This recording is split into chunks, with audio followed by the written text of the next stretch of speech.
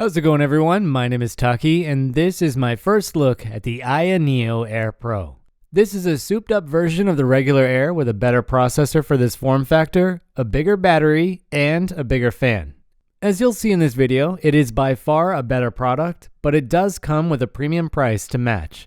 Since the last time I made a video on this product, I've been using the base version almost daily for some quick gaming breaks, but I've really been wondering how my feelings would change after testing out the Pro version. The packaging for all of these products are essentially the same, with only the addition of some stickers to signify the model you have. I didn't read any of this information when I got this package, and I think I went about a day before I even noticed that this was one of the highest end SKUs that they're selling. This one comes with 1 terabyte of storage, and I'm using up most of that space for this first look video. As a reminder, if you enjoy content like this, please consider helping out the channel with a sub to show your support. So first off, this prototype is on loan from Aya, and it's not mine to keep. I think I will have time to film a video or two before this one has to go back. To set the stage for what we will cover in this video, let's start off with the specs of this prototype. This version of the AYANEO Air Pro comes with the Ryzen 7 5825U, 16 gigabytes of RAM, and 1 terabyte of storage. This thing sits at a whopping $974 on Indiegogo, so it's not going to be for everyone. But they do have another Pro version with the 5560U for $652 with half a terabyte of storage. As you'll see in this video, the 5825U is a much better processor for a product like this, but the 5560U is perfectly capable of handling the games that I've been playing on it for the last few weeks. Before we look at the physical changes to this device, I want to go over some of the software changes that have hit the device since my original videos went up. The biggest and most impactful change that happened was that we now have manual control over the LED ring lights. I play this a lot at night, and these lights were far too bright to even think about enjoying this product. This manual control gives you access to a lot of options, and I don't think that it's working as well as it probably could, but it's still a great update with a lot of room for customization. The second thing isn't something new, but it is something that I wasn't using originally that I have since used almost daily. The top 2 macro buttons are a killer feature with the ability to set a total of 4 actions, either by a short press or a long press. By default, these are set to things that you will need quick access to on a device like this. The keyboard hotkey and the task view are the MVP options for me, and I think they are much easier to use than the original hotkeys in the first Aya device. When it comes to the on-screen keyboard, I haven't had any problems with this. The size can be customized quite a bit, but I like to use the full layout so I'm not missing any keys that I might need access to. The only other change here when it comes to the Pro versions of Air is the fact that we can set our TDP up to 18 watts using the ISpace software. You can also go up to 18 watts on the non-Pro version, but you would have to use other software to do that. The fan in the Pro is supposed to be able to handle up to 28 watts, but I've been told that the power management chip cannot reliably deliver over 20 watts for an extended period of time. That doesn't really bother me because this chip has big diminishing returns over 15 watt TDP. So this is the polar black version of this device. It's pretty much exactly the same as the white one that I reviewed with only a few small changes. On this device, the border around the screen is black instead of white, and the accent marks on the D-pad and face buttons are a bit more subdued. The most important change, however, is the fact that this one comes with a bigger battery and a bigger fan. To fit that bigger battery and fan, the back of this case has been extended a bit. I had originally thought that the company would just do a proportional scale across the entire back shell to accommodate this, but they have only added thickness to the middle of the device. This might not seem like that big of a deal, but it does eat into the grips to some extent. The grips are the same size on both devices, but they are more pronounced on the smaller versions of the Air. You have more to hold on to since the entire device is thicker on the Pro, but I wish that they would have extended the grips so that you could get the same benefits on this bigger shell. This is more unique to the polar black SKU than anything else, but the texture and paint for the top half are slightly different compared to the white version. This black one uses a semi-glossy finish on the surface, which doesn't have the same grip or feeling as the buttons on the normal Air. I tend to like the feeling of the buttons on the white shell more, but I think this blue gradient is a lot better. I think it could even look decent on the white shell if the accent marks were changed to blue, but they would probably need to go with a matte finish so it doesn't clash with the shell. I noticed that this bigger shell also comes with even wider air intake holes on the back. You could probably still get this device to fit in your pocket if you wanted, but I would never do that with the holes being as big as they are here.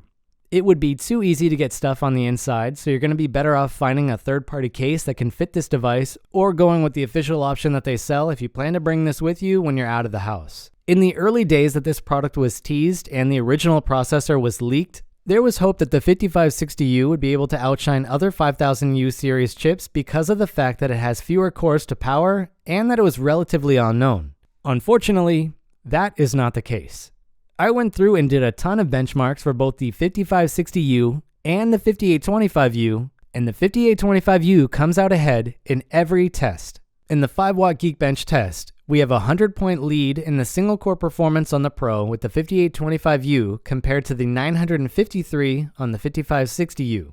Multi-core performance is obviously going to swing in the 5825U's favor because it has more cores, so that difference isn't that surprising, and it's not something that would make a huge difference in PC games.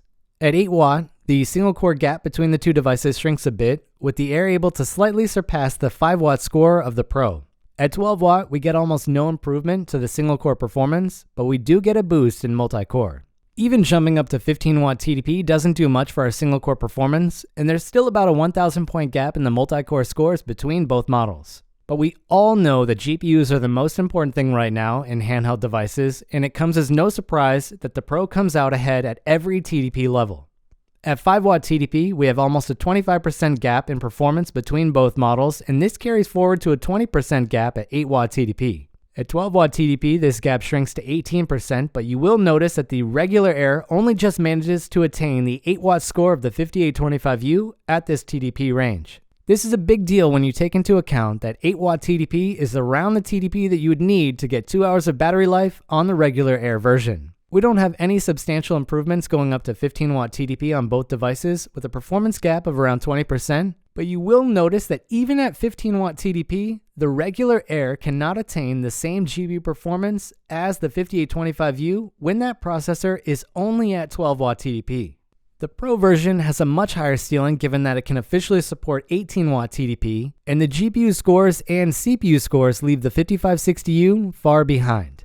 As you can see, 12-watt is pretty substantial on the Pro, and it should be able to outperform everything that I've filmed on the regular Air.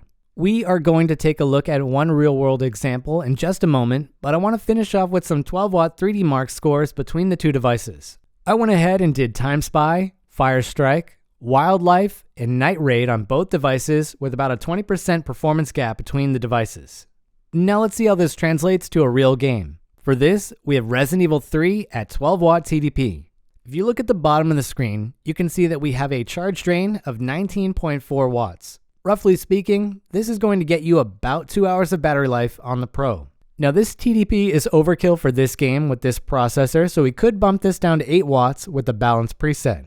That's going to give us a package power of 9 watts with a 1 watt boost, and that is enough to get 60 FPS in this scene. On top of this, I want to focus on our CPU temps.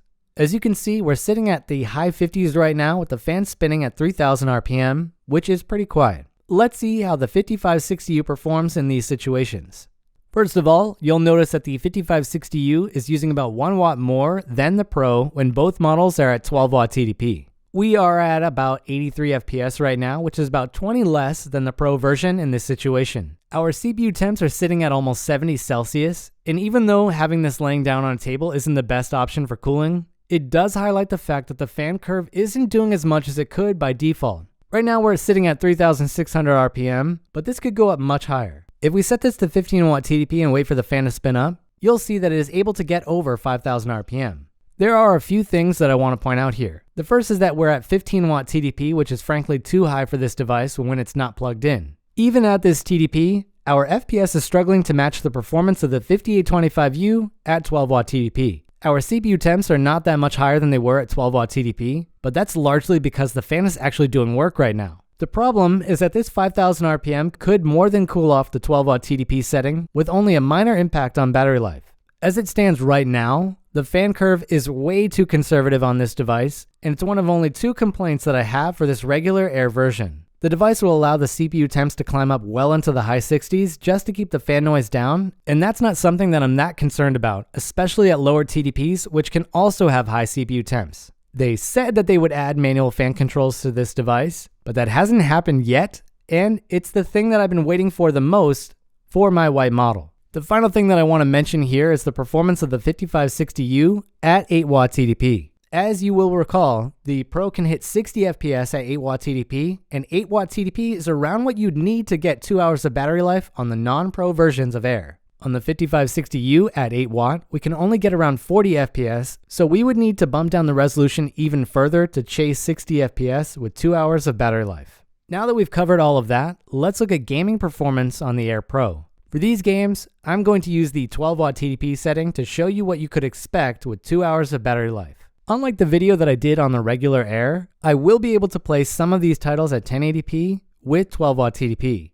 Again, this can go up to 18 watts officially, so you can get better performance than what I'm about to show you if you don't mind less battery life. I've also made some alterations to my on-screen display that I want to explain so you can understand the system performance in these clips. On the top bar, you will find the TDP of the system, which will include a 1W boost that is applied by ISpace. You can also find the thermal temps of the CPU and GPU, along with their clock frequencies and utilization. On the bottom, you'll be able to see how much power I'm using by looking at the charge rate. These games are played at max brightness with Wi-Fi enabled, so this is near the max you can expect to use in this situation. First up, we have Doom Eternal at 720p low settings. FPS is located in the middle of the screen in red font, and this and all the other games were filmed without the device plugged in so you can see the real charge drain.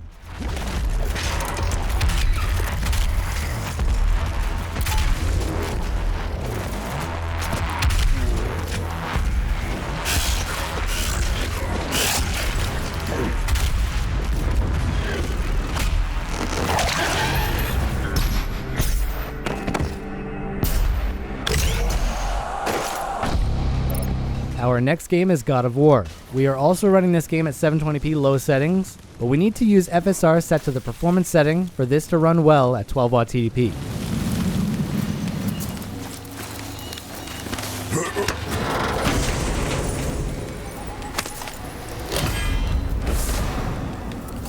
We'll use this. Graythaw. Can't. Sindri said it was broken. Sindri. The dwarf at the foot of these hills. He was fixing it when we got here. Ones I've never heard before. But when he talks, I can't understand any of it. Sadly, no one can. He speaks a dead tongue. Oh.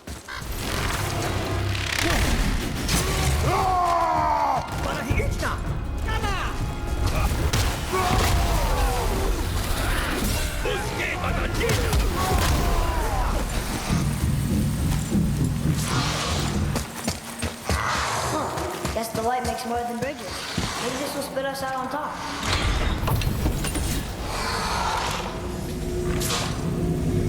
The door. There's no seam. What? We have a problem. This is an easier game to run at 720p low settings. Here's Forza Horizon 4. I don't trust the streamer mode not to get me a copyright strike, so I'm going to cut out the audio here, but the game does run well at 60 FPS. Titanfall 2 is our first 1080p game in this showcase, and it can run very well at 12W TDP with low settings. I didn't set everything for this game to the bare minimum, so we might be able to get this game to run well at a lower TDP at 1080p if we want it.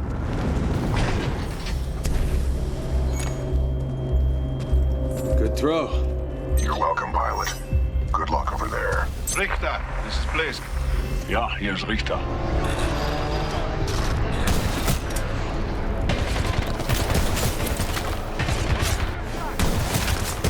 Our second 1080p game is Star Wars Squadrons. This game runs well at 12W TDP with low settings.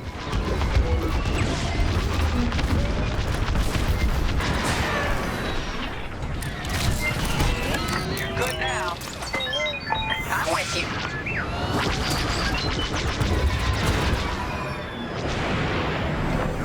Someone asked me to test out Red Dead Redemption 2, and I was able to get the game to run at 30 FPS with the resolution scale set to 80%.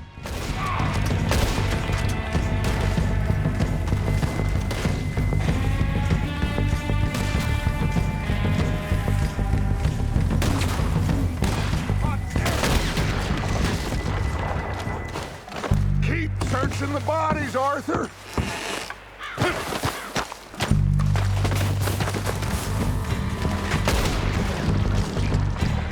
You are going to see this game again later in this video under a different operating system, but here's Horizon Zero Dawn at 720p low settings with FSR set to quality.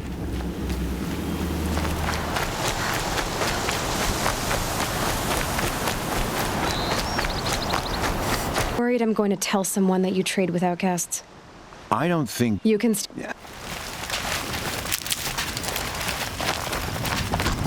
Follow the path. It's not far. That cabin. What happened to it? A machine, that's what. What sort of machine does that? The sort of machine you're hunting now. I'll watch And finally, we have Cyberpunk 2077 at 720p low settings. I accidentally left texture quality set to high, so that might have impacted performance slightly, but this runs well with FSR set to quality. Performance could improve further if we were to use the FSR 2.0 mod. That's Rogue. Best fixer in all of Night City. Thought Dex was the best. I was also asked to do some fan noise tests, so here they are. The audio in these clips was recorded with an external mic attached to the camera about as far away as your head would be while playing this device. At 12 watt TDP, this fan noise is acceptable, and if you use a lower TDP option like 5 watt or 8 watt, you'll find that the fan can at times shut off completely.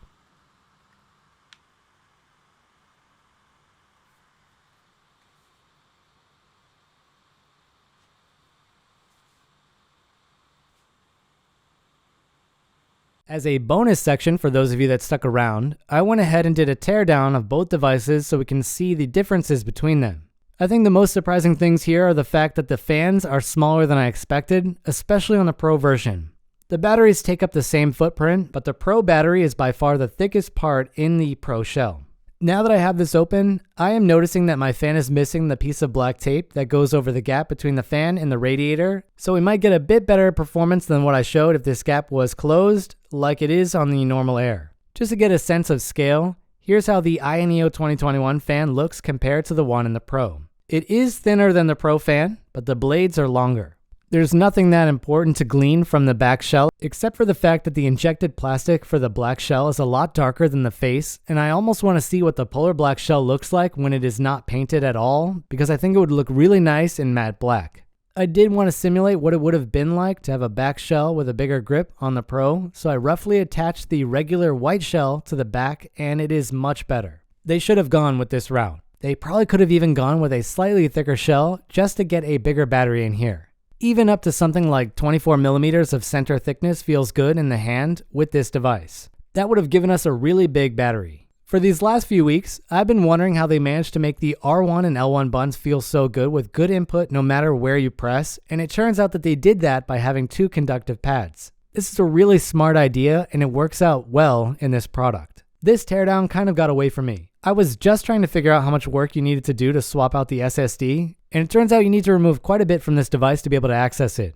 Disregard the left side for a moment because you don't need to remove that. Everything else here except for the fan needs to come off for you to access the SSD, and that includes the speaker assembly on the other side.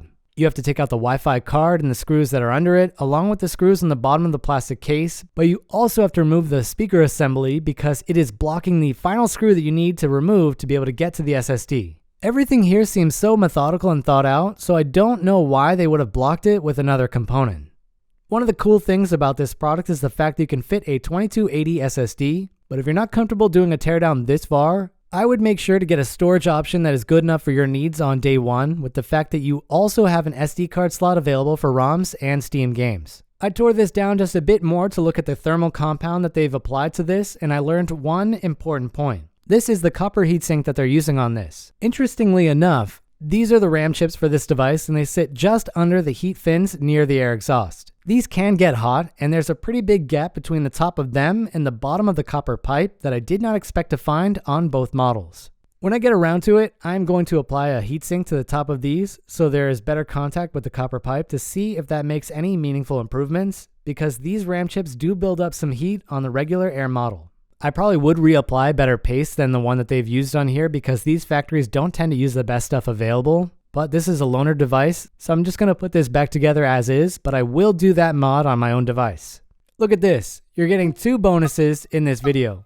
As a double bonus, I went ahead and tried out SteamOS on this device to test out what works and what doesn't work. Right off the bat, the screen is rotated in the wrong direction, and there does seem to be a fix for that, but I didn't bother doing it since this is just a bonus section. The MediaTek card that's in here doesn't get recognized by the kernel, which is a common problem with this MediaTek Wi-Fi card that seems to be very popular with the global component shortage. TDP controls obviously don't work unless you use some third-party options that I haven't explored, but the games do at least work. The performance is not anywhere near as good as what you'd find under Windows, but it is still cool to see SteamOS running on what could essentially be a mini Steam Deck. But that's going to wrap up things for this first look at the AYANEO Air Pro. If you enjoyed this, please consider subscribing. It really helps out a lot. If you have any questions, you can leave those down below and I'll try my best to get back to them. I am planning to do an emulation showcase on this device after finding out how much better it is at gaming compared to the 5560U, so stay tuned for that. Happy gaming, everyone. Taki out.